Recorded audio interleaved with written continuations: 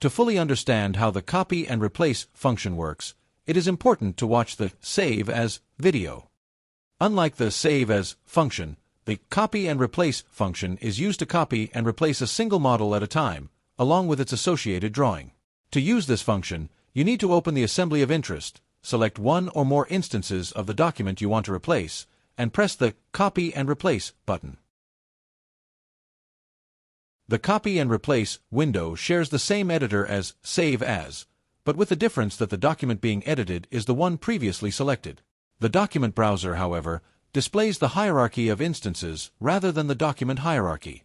This mechanism allows you to decide which instances you want to replace. The blue icon indicates that the instance should be replaced, while the yellow icon indicates that the instance should not be replaced.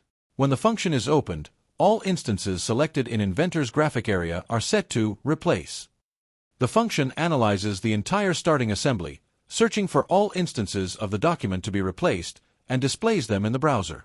The advantage of this approach is that it allows you to replace the document instance within any assembly and at any level.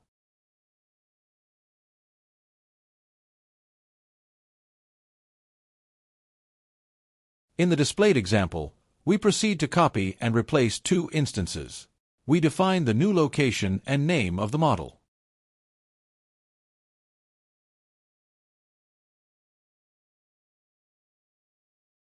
As you can see, the two instances indicated in the function have been replaced with a copy of the new model, while the ignored instance has remained unchanged.